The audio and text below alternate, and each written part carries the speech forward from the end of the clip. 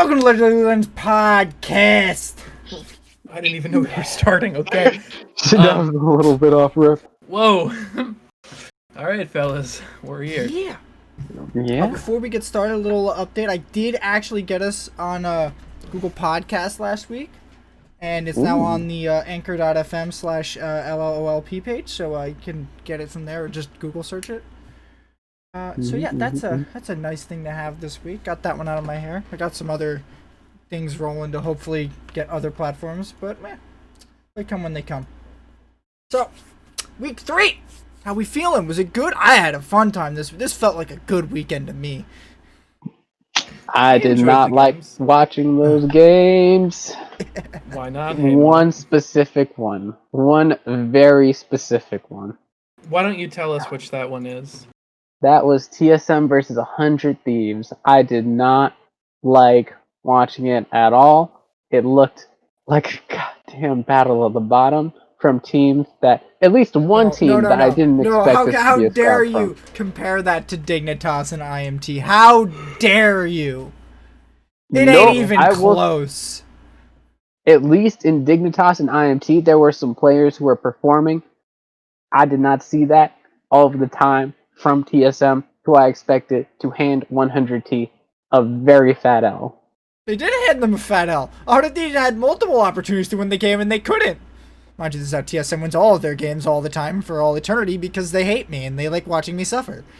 Yes, because they always have to lose 3 inhibs in all of those games. It's wonderful to watch. Even better when they had an early game lead. How many inhibs went down that game? It was something like 8 inhibs total or something. It was insane. They broke each other's bases so many times. They really did.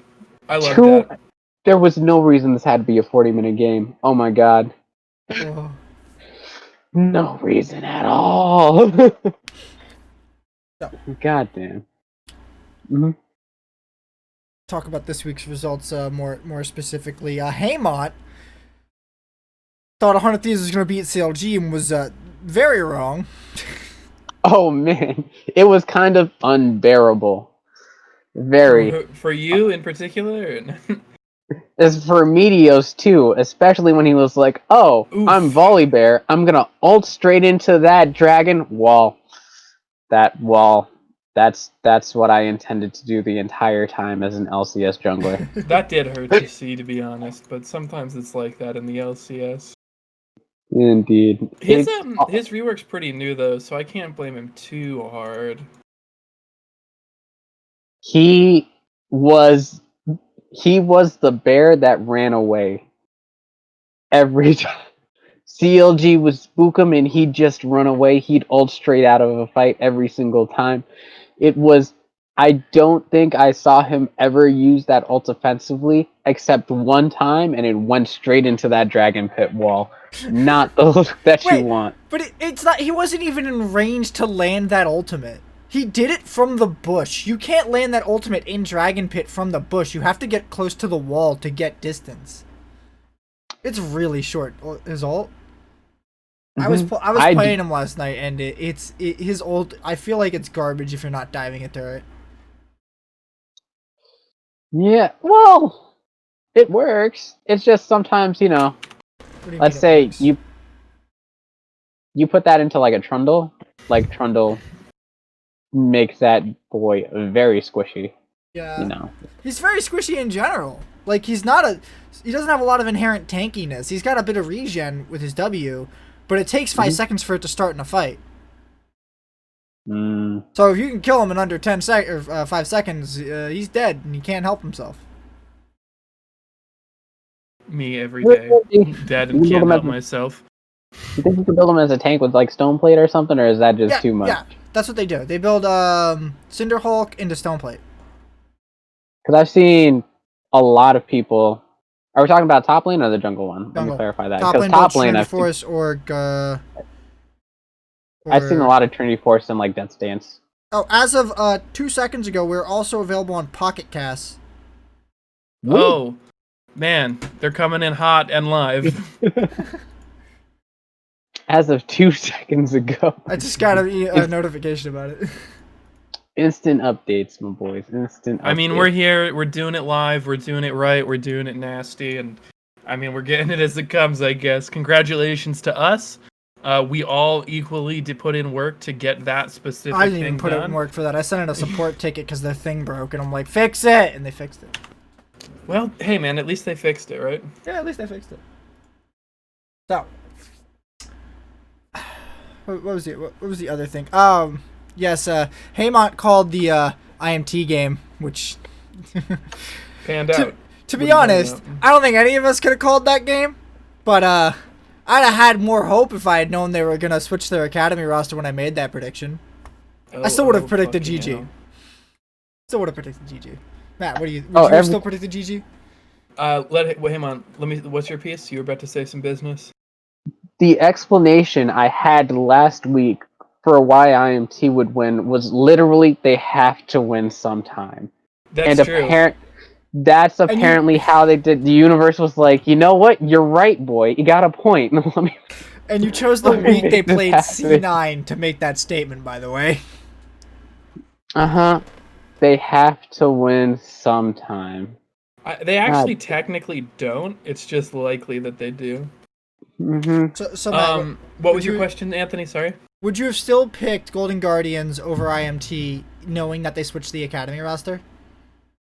No, probably not. Where you would have swapped off of Golden Guardians? Oh, wait. You would have kept picking Golden Guardians, right? I think I'm confusing myself. So, I don't remember which team swapped their academy. IMT swapped in their academy. Then I think I would have probably kept Golden Guardians. That's what I was trying. I apologize. Sorry, I was very deeply lost on that one. So yeah, I don't think there was a bit of a. I don't think anyone thought there was a chance that they'd win this, and the game looked very back and forth, even still. And I feel like it was just. I don't want to say it was pure luck, but it was just happenstance that Immortals got the upper hand on there. Apollo looked crazy though. I think that was definitely on the bot lane, considering Golden Guardian's bot lane does not look great. Very fair. I don't know. Apparently, in that FlyQuest game, Afro moves pretty good. He's on 100 Thieves though. You're right. They lost to O2 this week. I don't know why I thought he was on. Wait, no, he's not. Wait. He's on Dignitas. He's on Dignitas. I'm a year behind myself. It's the other fucking golden team, dude. I don't know. Get off my ass. I'm dumb and I don't care. All right. So since we're talking about Immortals a little bit, let's talk about this conversation that popped up on Twitter this week about. Should there be more crossplay with the Academy League, given that a 3-3 Academy roster came in and beat a middle-of-the-pack LCS team? So what's your guys' thoughts on this? When we say crossplay, do we mean give them more playtime? Like, what do we mean by crossplay? So for a lot of people were referencing Kespa Cup, which is where they grab a bunch of Challenger League Korean teams and put them up against a few main league Korean teams. And they play out a little tournament during December. A lot of the main league teams don't put up their full roster. They put in a lot of subs or second string or something. So it's not super serious, but it's a lot more interesting to see how the challengers will fare against these professional players. Which I think that would be neat to have. I've always been one for the Academy Cup, where you have all the secondary leagues compete in a little mini worlds for themselves. But yeah, that's interesting. So do you think that NA should try to get more of that? Or I guess my thought is that it's probably best to do on teams that are already struggling. Right, like, I would be pretty, like, confused if, like, in the middle of, like, a pretty solid win streak, C9 was just like, by the way, all Academy for the next 2 weeks, and be like, well, that's odd, I guess, right? Unless they already lock first place, then it's, I guess, normal, right? If they lock first place, then, like, fine, right? But it makes more sense to me for teams that are struggling to put that up, especially because they might want to experiment with new like groupings, see if who's better, blah blah blah. So go Haymont. I'd say it really depends on like who's on your academy roster. Because the reason that the Immortals roster was subbed in was because there's basically 3 probably LCS ready pros, like right there, right on your academy roster, who can just go. I think Dignitas last split would have been able to do it as well, because they basically had what could have been an LCS team signed in academy, right? So it really depends on the talent that you have on your academy team and whether or not you want to either let them grow or, like Matt said, if your roster is struggling, why not just let them have a whirl? So, something that Weldon said was that I don't know how very serious he was about this, but I think he just he said to start a conference system and then send the academy to the east and start them off in like New York or something. And I think that to me is a lot more compelling than just having a Kespa Cup. Like I feel like grander gestures to enhance the league and make it a bigger thing is better than just having one tournament where you play some academy versus half of a LCS roster. Uh, for me, I think you'll always hear me say this. I think we should expand the league in general. I think going up to 12 teams is probably a good thing. We should probably add 2 teams for the next few years until we hit like 16, and then we can have 8 teams in playoffs, and then you can do a normal playoff bracket with 8 teams. It just seems to make a lot more sense to me, and it would add a lot more slots for those challenger players that everyone seems to think should be in the league, whether they should or shouldn't. Because sure, people might fill them with older players, but I doubt it. They're going to be a lot more expensive, and it'd be cheaper to fill it with a bunch of new rookies and take a shot at getting into top 8. There also aren't necessarily enough like older players who aren't retired to fill out 16 full teams. Yeah. I mean, we have 20 teams of players right now. We could, in theory, have a 20-team league. Whether that would be good for the league is a different question. But you could have these 20 teams play each other. Probably would not be good for the league. I agree. That's why I'm saying add 2 teams every year, and then you just change the schedule up. I as we've always said on this podcast, we're big on best of 3s and more games in general. Yes, because we are. Best of 1s is boring to watch in comparison. Having tasted best of 3s, I want it back so bad. Me too, buddy. And I think we're never gonna disagree on that one. I love me some champ select changing. Tired of these one and done champ selects. Hey, Mom, what's your take on this conference system or adding more teams? I kind of would like to have an Eastern Conference. So that they would so be that able we had to... somewhere to go to watch LCS live. Yeah. I mean, that too. Not right now we wouldn't, but no, not now. Yeah, fair. But East versus West have academy rosters. Top then 2 you academy can have teams. the fucking top 2. All-Star weekend. Yeah. That would also make a hype All-Star weekend too. Well, yeah, I mean, You'd as have... a basketball fan, my favorite part about All-Star Weekend is obviously the skill, the dunk contest is always interesting. 3-points are nice, but watching the NBA players do the Eastern versus Western Conference, where in the recent years they've had captains and they draft the players by right, and you get it's an All-Star game, so people just meme, but seeing that could add a little bit of I don't know. It could be just a nice little extra narrative, or just and obviously not a serious one, but just a fun little thing. I feel like in general League is too international already to have just an NA All-Star thing. That's just my take on it. That's fair, but it could just be if we're not doing Rift Rivals for a while, it could just replace that, right? Just another yeah. Because I do think it doesn't need to be a traditional sport sort of All-Star game, but I just think that more of those community based events where it's not all just hard competition, but it's a little more fun, a little more casual. Everybody can get involved. That's really interesting to me.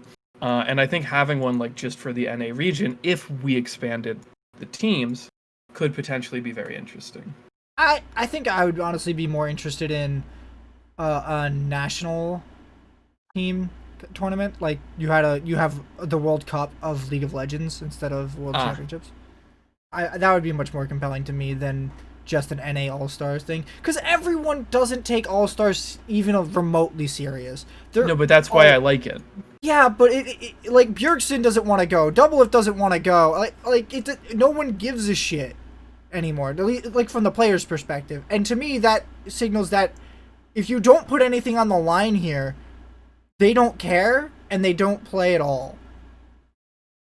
Yeah, but I don't care if they don't play because I want to see them do dumb shit. Right, but you're not going to see them do dumb shit because they don't play. Like, Bjergsen will turn down the invitation. Yeah, I don't know. I mean, that is actually weird to me. I feel like this is one of the only sports that I personally watch where the players are so sort of like about the All-Star game. Like a lot of like barring injury, I don't know off the top of my head a lot of players who turn down All-Star games in other more traditional sports, even though there is really nothing on the line, right? Like you can get the dunk contest dub, but that doesn't actually. It's not actually anything, right? Like it's just a nice little pin on your lapel. But baseball has the home run contest, which is actually pretty big. Like a lot of players care about that. I know, but it's I don't know. Like I'm kind of just thinking now about why this is a sport where we happen to have players who just aren't interested in that. Because in no sport did the All-Star events typically have a huge amount on the line, and yet they're all pretty popular because players. Well, they have more like honor on the line, like you're representing your conference and you're a representative of your team to that event, and it's more prestigious than Bjergsen and DoubleLift getting voted into All-Stars every time. They just don't care about it. Yeah, but like the same players get voted into the other sports also. Like, are you gonna be surprised? Like, if when I tell you LeBron James has been in like just an absurd amount of All-Star games? No. Like, of course not. Like, they vote in the best players or the players they love the most because that's who they want to see play, right? Like, that's the point. You know? So, like, yeah, obviously DoubleLift is going to get voted in every time, so is Bjergsen, right? But, like, that's the point, right? That's the reason that they have it, is so we as fans get to see these guys that we love play in a more like a more casual, more memey environment. And recently they've been adding in streamers and influencers and having them play with pros, and I'm just sitting here like, why the fuck is Lily Pichu playing in a game with Bjergsen? But that's fair. I mean, they don't do it with like active pros, but like the NBA All-Star game has a celebrity game, which includes sometimes retired basketball players. Well, right? But like that's the thing, though. That just happens. That isn't the All-Star game. They aren't participating in. No. That's the All-Star event, though. Right? Yeah, they do a bunch of different things. Yeah, it's like because at the All-Star event in League, it's not just the All-Star game. It's the 1v1 competition. It's the 2v2.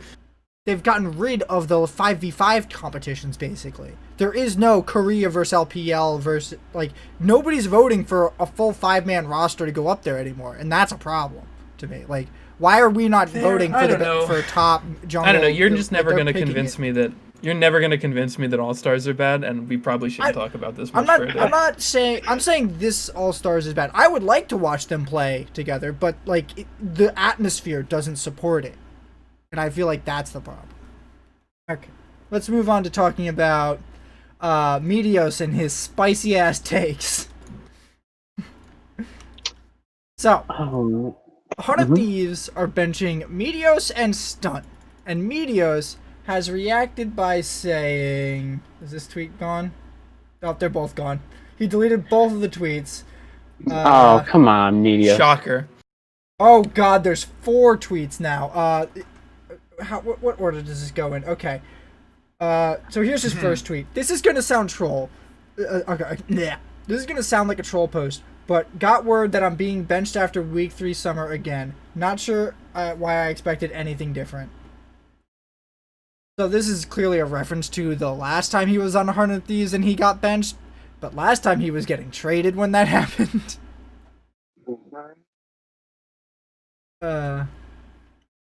So here's the second one.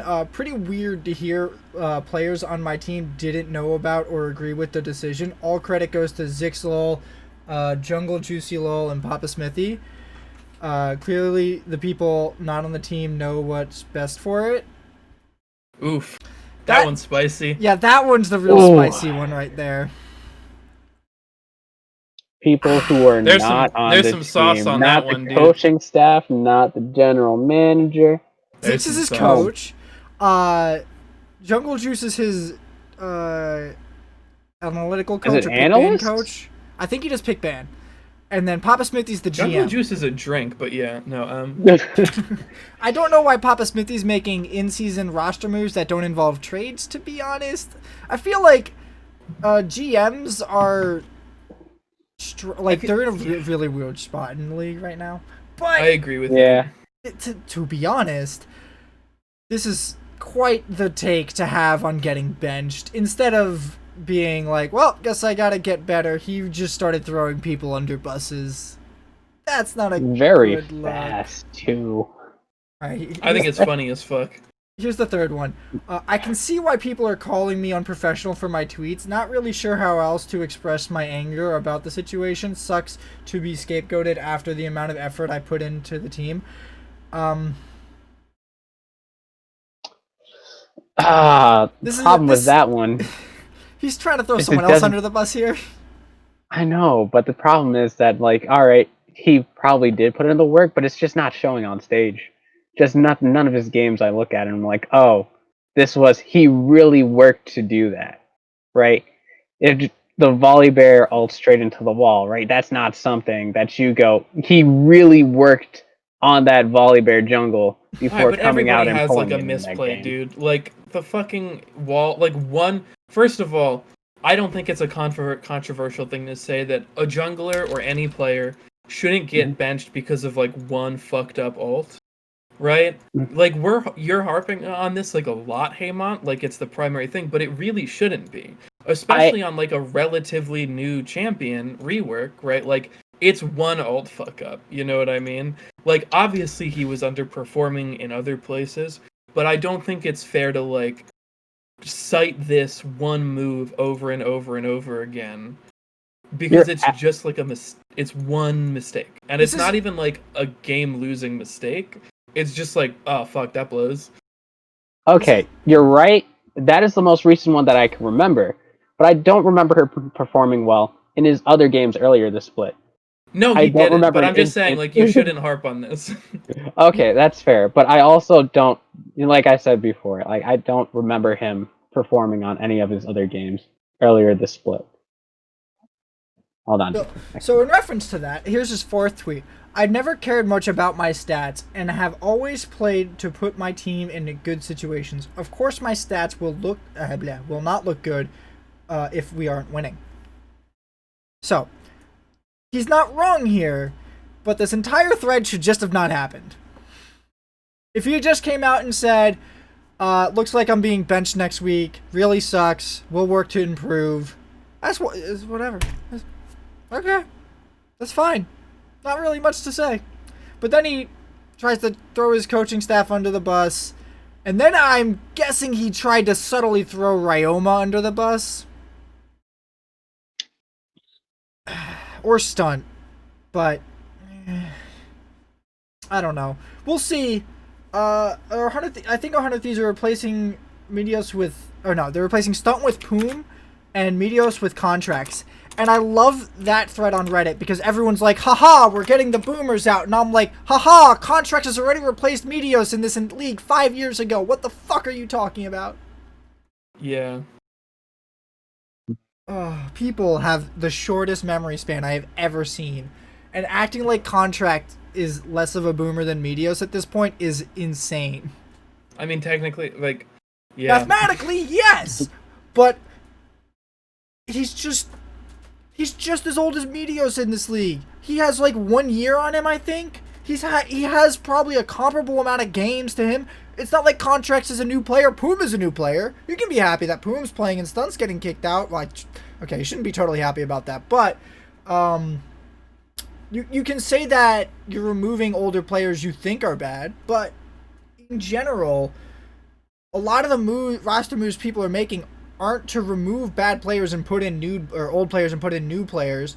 It's just to replace the players with other players they have on hand because they don't know what else to do. They don't have any other options. They can't grab anybody. It's the middle of the season. There aren't a giant pile of players sitting around to get grabbed. There are probably a few in Challenger, but they're not ready for the LCS. I guarantee you that anybody who is not currently in Academy is not ready for LCS. Probably fair. What tweets does he still have up? None of them. They're all gone. They're all Every last one of them. Tragic. tragic indeed.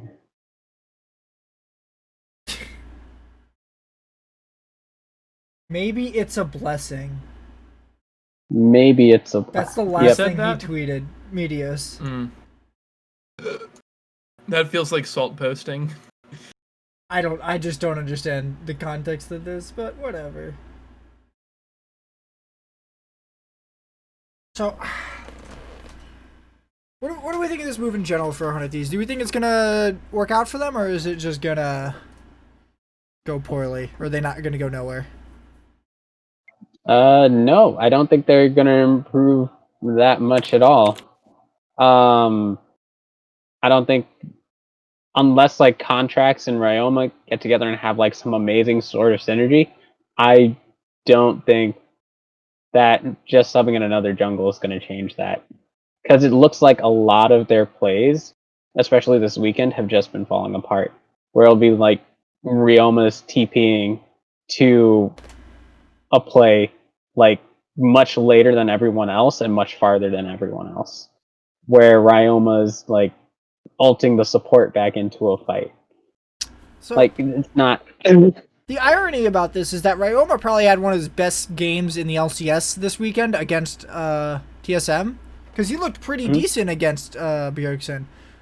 But the rest of his team didn't. The rest of his team didn't look like they could do anything. No. It was also the game that Cody's son actually wasn't performing. That blitz hook hit him every time. Or hit him enough times, let me say that. Okay, this whole weekend had Blitz versus Thresh games, and I loved it. Great. I loved it. It was hypey Amazing, as to fuck. be honest. 80% of the kills they got were on the other support, though, because what happens when you play Blitz versus Thresh is whoever chucks the hook first loses. So, you know, real easy to just pull Thresh while he's swinging his hook around. But Yeah. it's lots of hype. I love watching Blitz and Thresh. It's so hype. And this game, just as hype with those picks. Either way, Yeah, I really like that. the only reason I think Someday did remotely well is because Broken Blade's on Gangplank, and I fucking hate Broken Blade's Gangplank. I hate it. I don't like seeing it. This man had 200 farm at 30 minutes! 200! He ended a 50-minute game with 360 CS! That's a lot. That's a lot. What are you talking about? His AD carry had 497! That AD carry needs to step it up. That's rookie number. No, Oh, God. Double lift, you're hearing it right now. 54 No, fucking I'm just 50-minute meaning. game. Just trying to hurt Anthony's feelings. I like most of this game. People were really harping on Doublelift for diving Nexus turrets, but Doublelift doesn't make that decision on his own. Everyone says, let's do it, go, go, go, go, go. And besides, Double Lift's gonna do what Double Lift does. No, Hey, he had 6 scoreline in this game. you love to see it. Demonic, let's go. Wow. Wow. Wow. Wow. Look, if Meteos wanted people to sympathize with him, he needed to be playing better and really look like he was trying to do things, and his teammates' failures were why he was getting punished. But that, like, you can only do that. Okay, you can only lose your matchup so many times before people start thinking maybe it isn't that his teammates can't support him well enough, and it's that he's actually just making bad plays.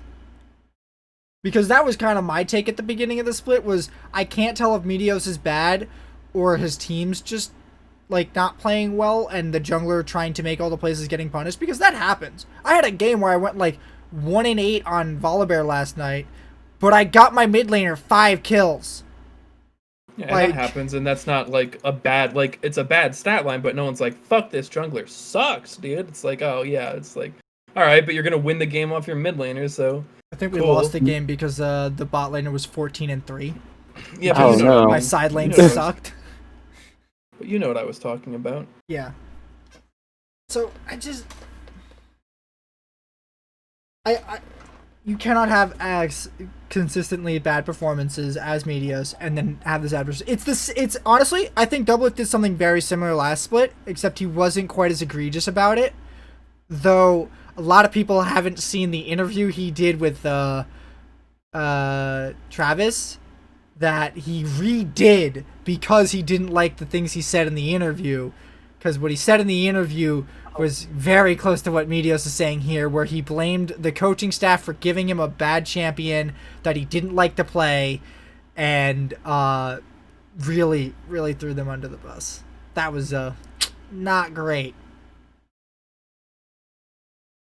Yeah, that's not a great look for any player, to be honest, but...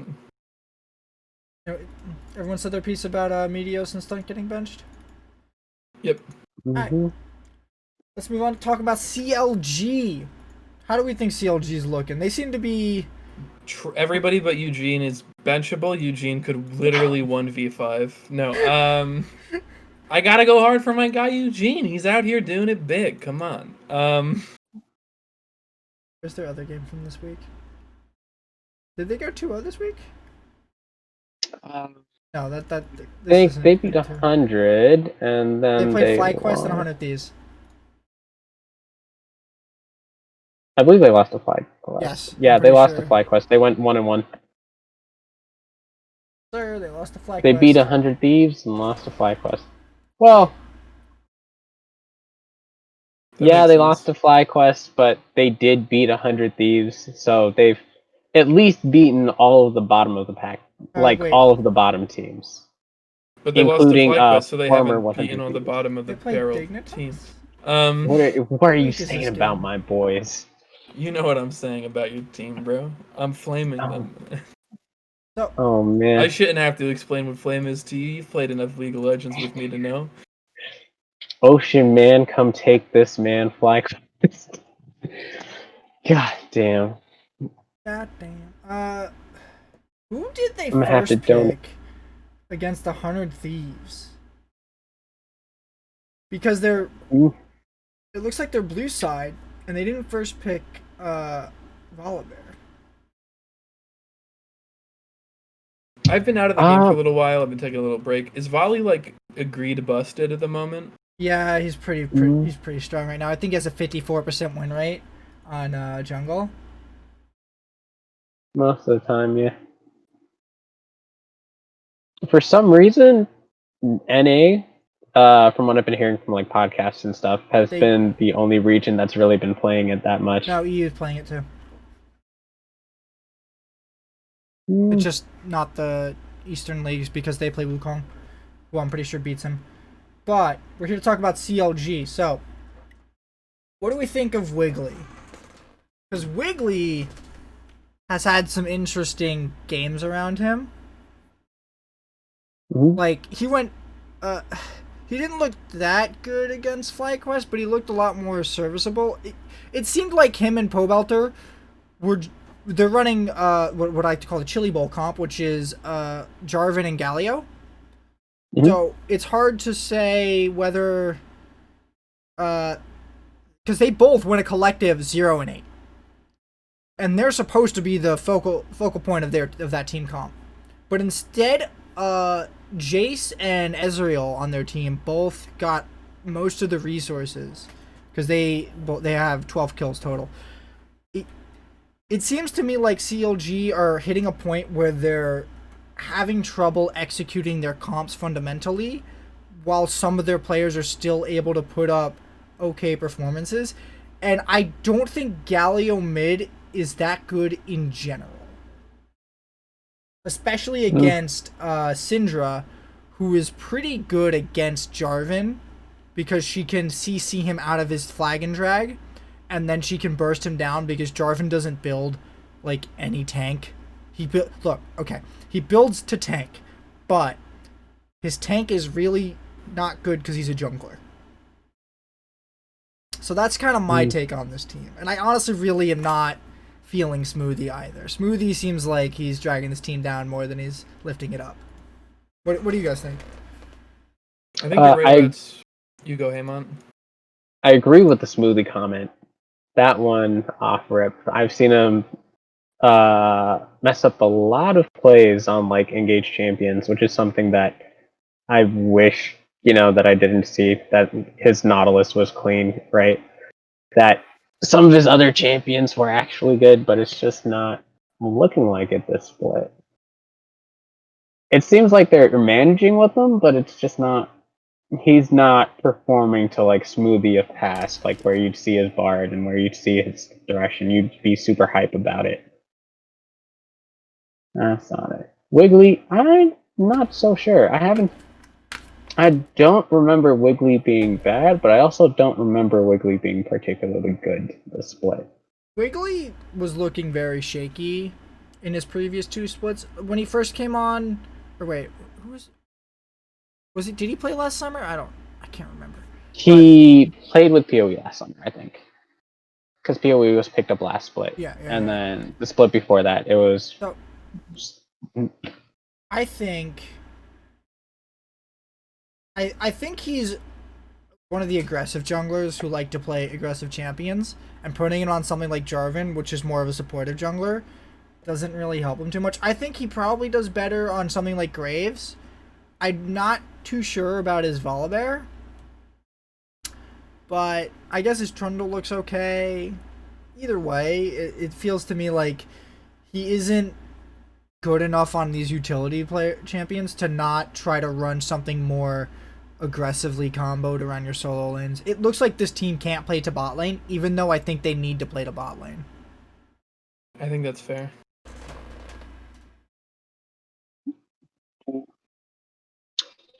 But even said, all of those points, right? They still look better than 100 Thieves right now. They still look better than.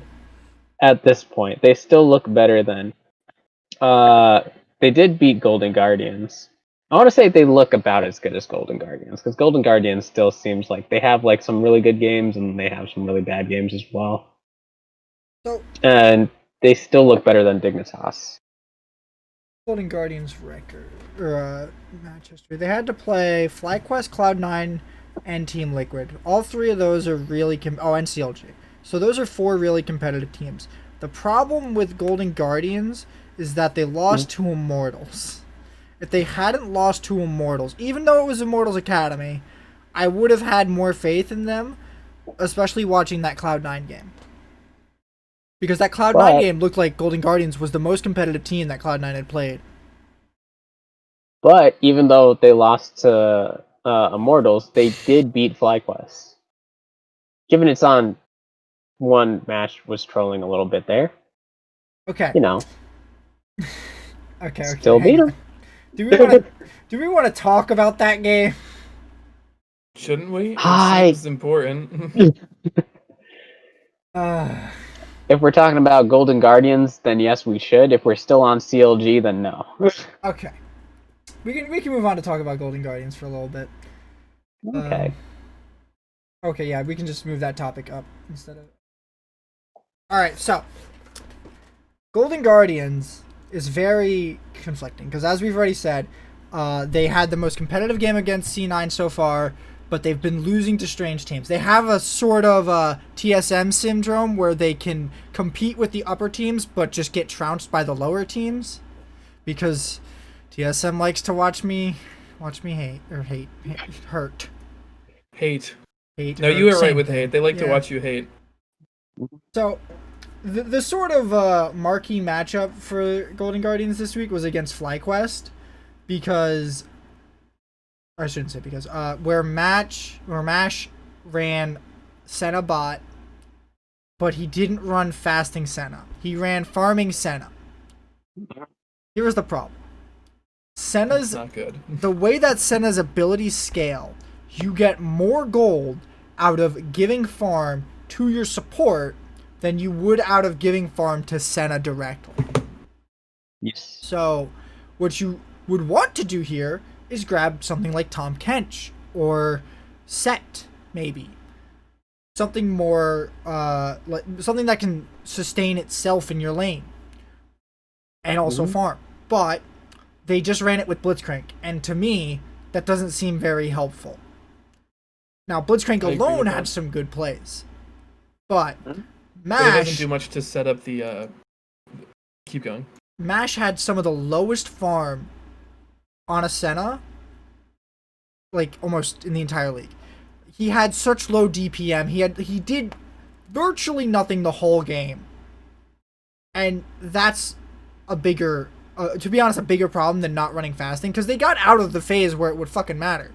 They hit full items on their support, and they hit 5 items on Senna. So they were very close to being done with it being mattering. But his gameplay just fell apart. He didn't show up. What's your thoughts? Hey, Mom. I gotta give Solo credit for basically holding that bot lane by himself most of the time in that late game. In that mid to late game where he's just has Jace and Ezreal just constantly poking at him, and he's just there like, I'm here to clear waves. I'm here to clear waves. I'm here to clear waves. I will keep this inhibitor turret up. He did that for like a good 10, 20 minutes just by himself.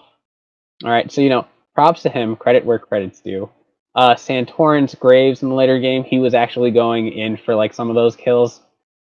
Actually flashing forward, being a little bit aggressive. I did like seeing it. It's only the Senna. I want to say. Only the Senna didn't really perform here. Even Power of Evil on his Orianna was trying to, keep those lanes managed and make those plays at the same time, catching some critical people with that Orianna ulti.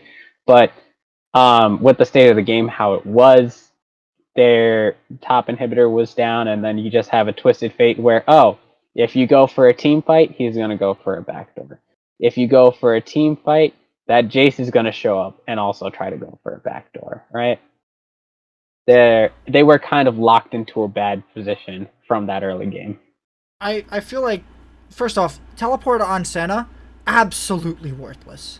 It gets you nothing. You get it's to not very good. Maybe back in the middle of a fight and TP in. Maybe you get to catch a farm wave you couldn't have caught or two.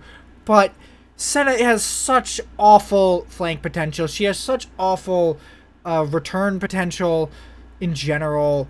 She's a sustained champion. She gets heals from just shooting people. Like, you don't need this ability on her, and if you're gonna run it, you need more globals.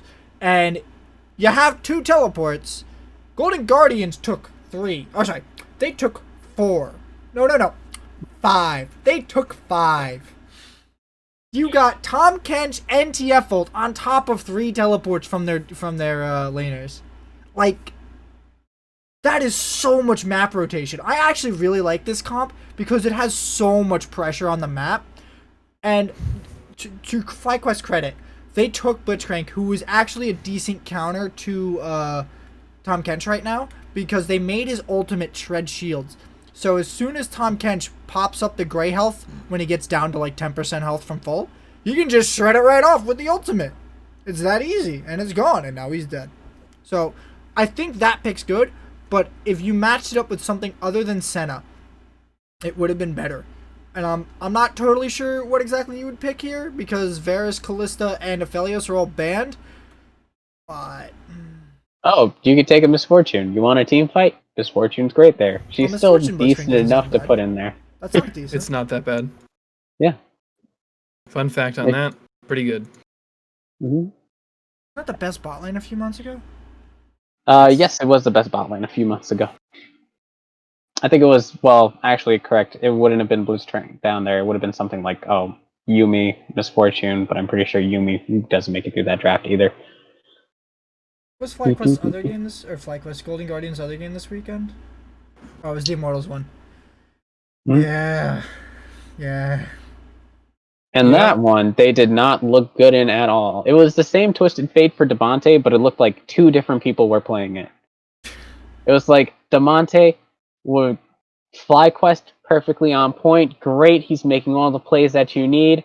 The Immortals game, he forgot his keyboard at home. Like for some reason, some of the buttons were missing. There was like Brutal. there was some lag spikes in between, so Hang he on. put like a blue card when he went for a yellow card instead. Like what? It did not look good. Hey, man, he forgot his keyboard at home, but he's playing from home. Man, Damn, Haymant, you got roasted on that one. He forgot his keyboard at home. Well, apparently, I'm sorry. He forgot he had hands. My bad. Yikes, brother. Oh man, two different mid laners showed up to each of those games, which I'm happy at least he showed up to the FlyQuest one. I'm happy he did. To Malphite. In the Immortals game, they lost to Malphite. How do you lose to that? Oh, yo, no, Alarum was pulling up some hype plays. You see him flash across that wall to get the Q down? Amazing, dog. Amazing. High skill. You cannot mess with someone with that level right there, dog. There's just no beating it. Looking at Alorum, I've been liking Alorum. He was on the Friday show, and he was actually pretty well spoken. I thought he was doing good there.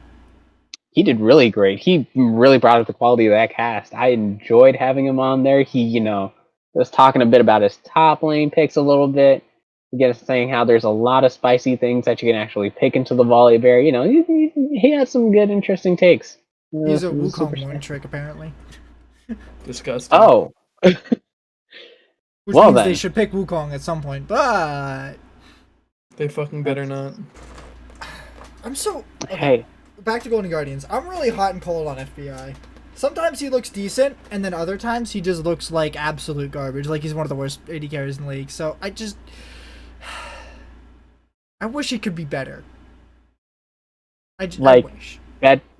Better as in, like, consistent, or, like, better as in, like, just overall better? Consistent is the minimum of what I would want. Even a consistently bad player, at least I know what to get. When you're being as spiky as FBI is, then I start to have more problems. Like, this weekend specifically, he looked pretty good, and it looked more like the rest of his team... I shouldn't say the rest of his team, but it looks like his team as a whole couldn't really keep up, even though he was doing pretty good on Aphelios. I honestly feel like who he is very bad as a support. He's... Probably. He's okay at some champions, but very bad at most. I feel like, especially Thresh, I'm very mixed on from him, but him on tanks is just... It's just a big no from me. I don't like watching him play tank supports. How do you guys feel about who he... I don't think you're wrong. He's, like, not the best in the world. Yeah. I just don't think he's, like... I just don't think he's it for, like, the support role. Yeah. They've been trying to make it work, but it's just not really that good of a fit, I don't think. I'm just trying to think of what options this team has, and they just really don't have any. I think they can improve over the split. I think they can definitely slide into the top half if they do real well, but they still have a long way to go, and I would probably have them somewhere like 7th or 8th at the moment. I think they could do very well committing to, like, these split push style comps. I think they got enough, like, picks in order to make it work. Yeah, especially if they keep running that massive global comp that they ran against FlyQuest. Yeah. They're probably not going to get it that often now because they have been FlyQuest with it, but there's probably some other. I mean, you can choose other champions in that mix. Nope, not allowed. Just those two. All right, let's move on to talk about C9. I don't expect this to be a very long topic, but who do we think will give C9 their first loss? C9. Who do we think? You are not incorrect about that one. Who do you think is going to give What? C9 That wasn't. I can't be first? correct or incorrect. I'm asking you a question. No, he's talking about my thing. Yeah. I said, you Who's said, gonna who do you think will give this C9 their first loss? And I said C9, like unironically. Like they're Yep. going to lose when they do some dumb shit.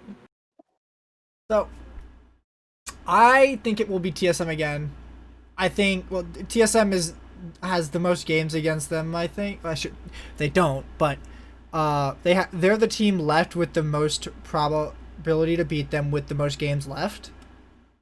Mhm. So I think statistically TSM have the best shot, and I think TSM are just the team that will end up beating them if anyone beats them. I'm gonna say unless I'm gonna take Matt's answer even further because You gonna legitimately name a the only player? game that they lost last split was because of a draft issue, and this split I don't see them losing again unless there's another issue with the draft that's just blaringly obvious. I don't see it, bud. They've got their early game down pat. They've got their mid game down pat. And even if one person messes up, there's 4 other people who can easily just pick it up and turn that loss into a dub somehow. I don't know. I don't know how you beat them.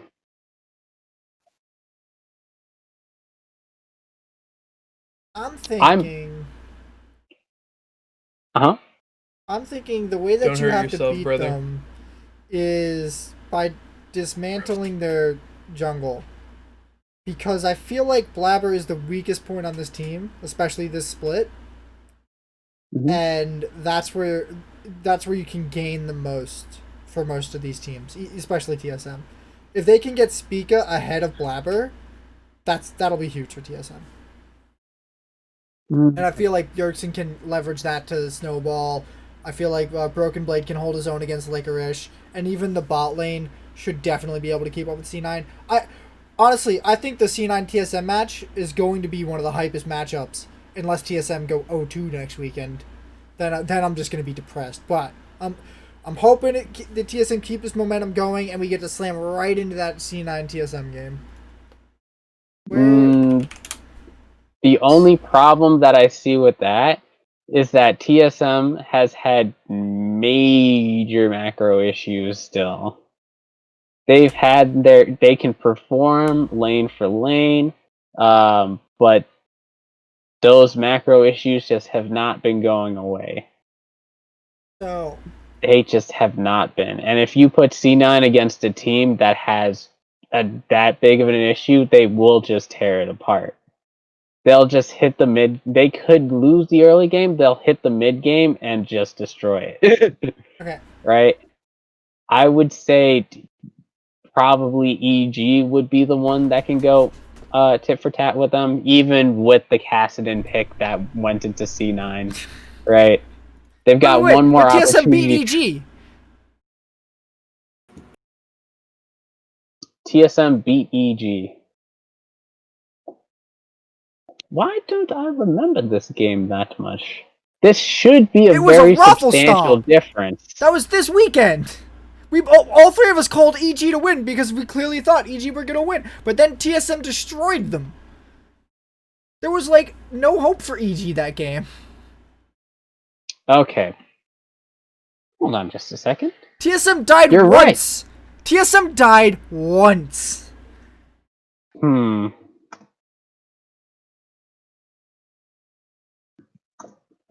My goodness.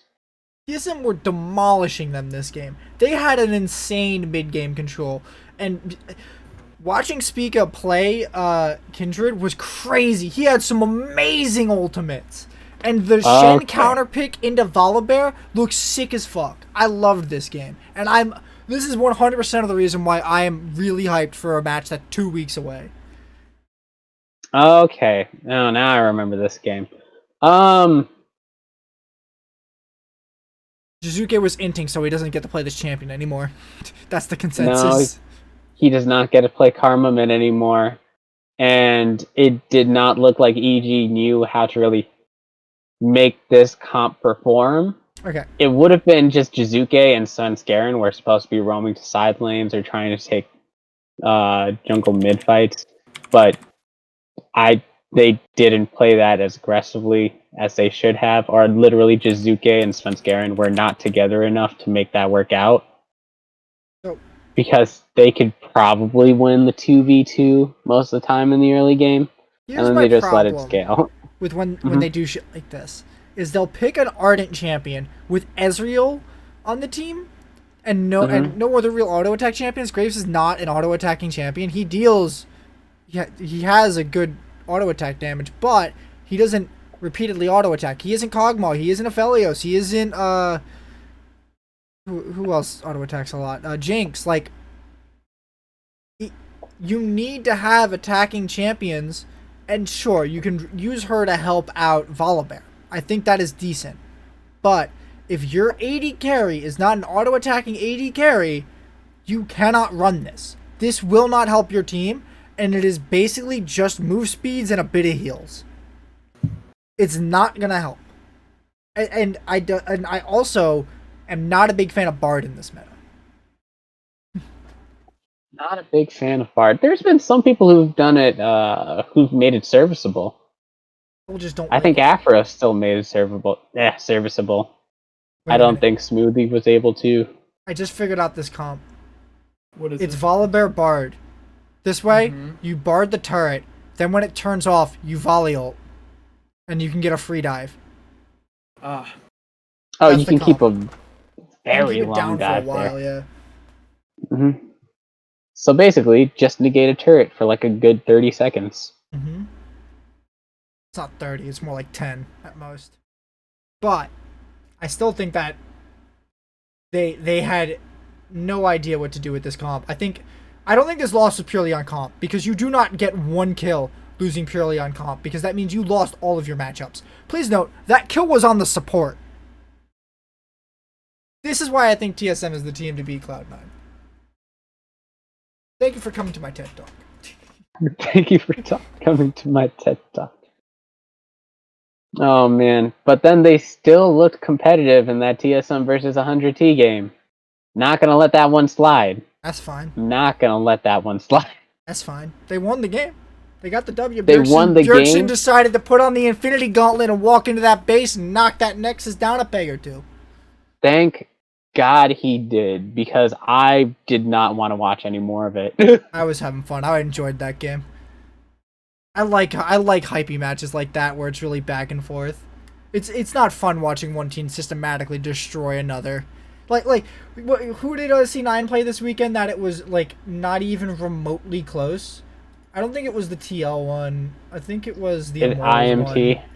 Yeah, the That was Immortals the one where he had. I just got more and more depressed the longer I watched that. I'm like, they're just gonna die. Why are we playing this match out? Just give C9 the W and move on with our lives. 15 minutes later, they end the game. There's always a chance for an upset. No, there's not. You're in this particular case, no, but hey. The TL game looked There's much always more a chance competitive, but I still think that it was an utter blasting of TL from C9. Watching C9 beat people is not entertaining to me, and I don't want to watch their games. For the opposite reason, I don't want to watch Dignitas and Immortals games. Ooh. Oh man. Alright. Let's talk about next week's picks. Boom. They're up on screen. Okay. Haymant.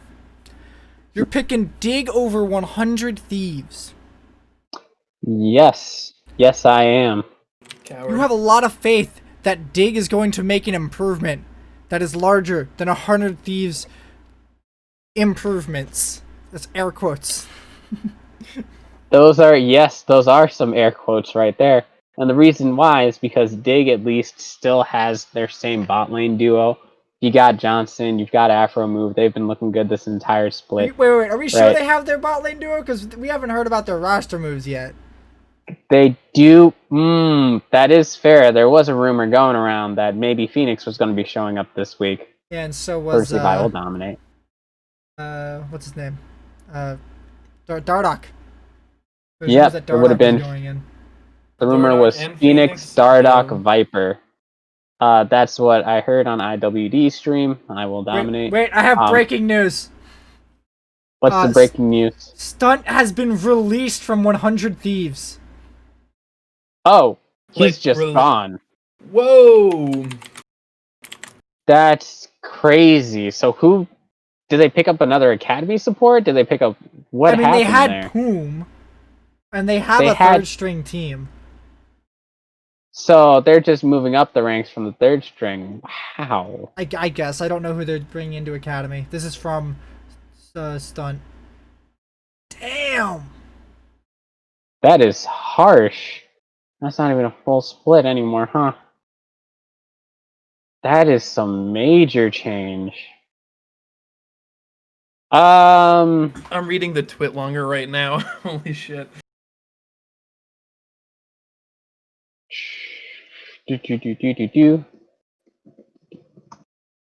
I'm Where's it on? absolutely Is it on shocked that they've 100T? released them. No, it's on the subreddit.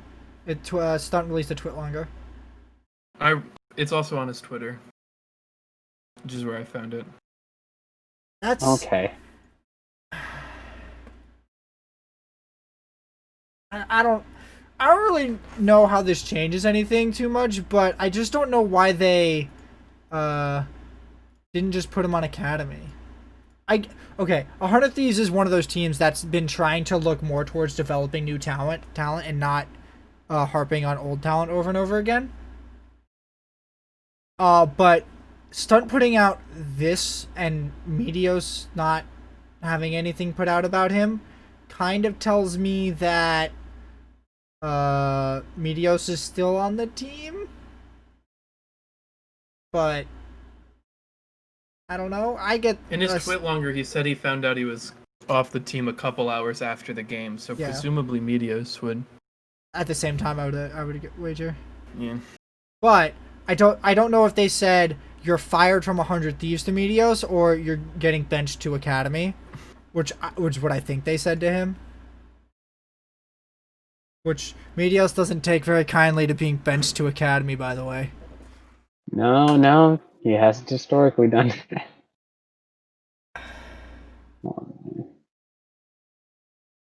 Yeah, I don't know. I don't think he was playing well, and I don't see this as a bad thing for 100 Thieves. I just don't think that the team should have really just let him go in the middle of the split. Presumably he's still getting paid, so whatever, but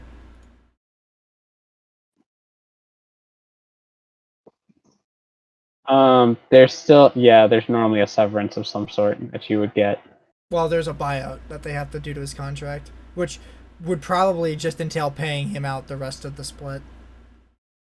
There's no way that it's cheaper for them to not pay him out for the next 3 months. No, yeah, I don't know his contract. I wonder what they're gonna do. Well, let me look at the roster. 100 Thieves LOL on Wikipedia.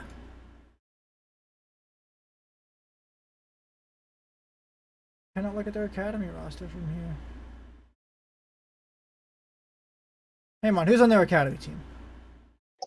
Who's on their Academy team? All I know is contracts. That's about it.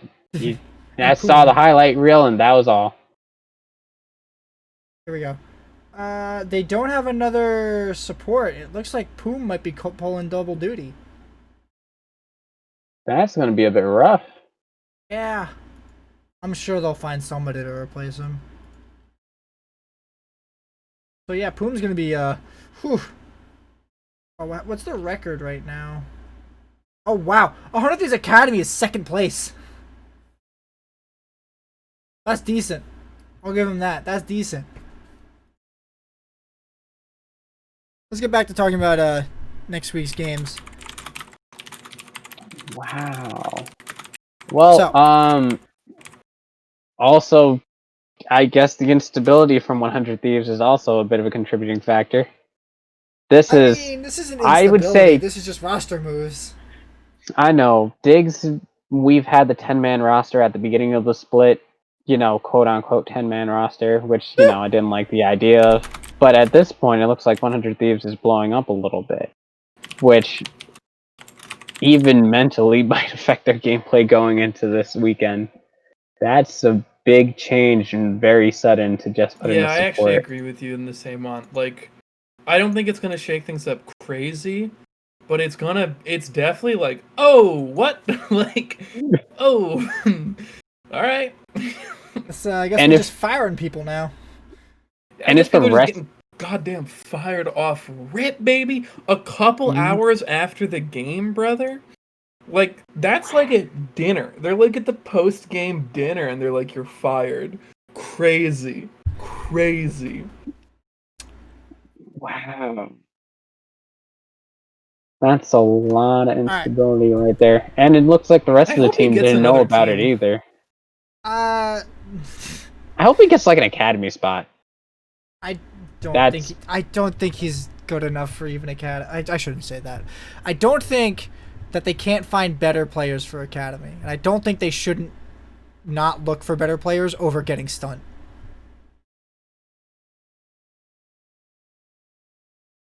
Can we All right. have him as a third stringer? I don't know. Okay. No, we can talk about how Haymant has picked FlyQuest over EG like a degenerate.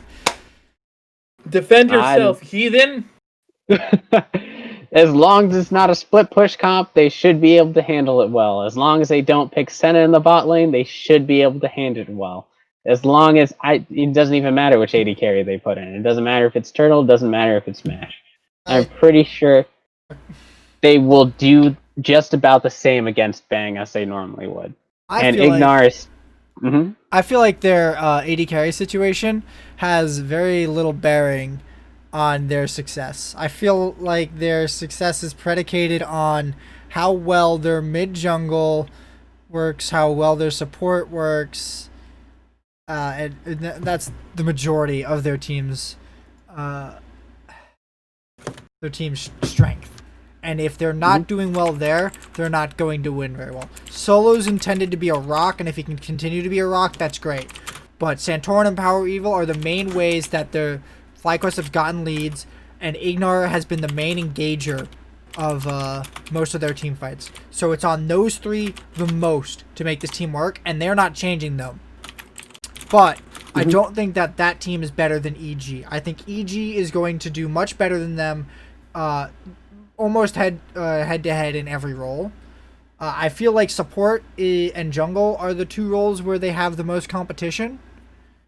But besides that, it seems very even to me. I don't necessarily know how I feel about EG after coming off of this weekend because their drafts have not looked great in general. I understand they're like trying other things, but they haven't gotten that great of a draft, like the draft that I'm used to seeing. Not that Corki, Yumi, Ezreal, right? When that came out and that was busted.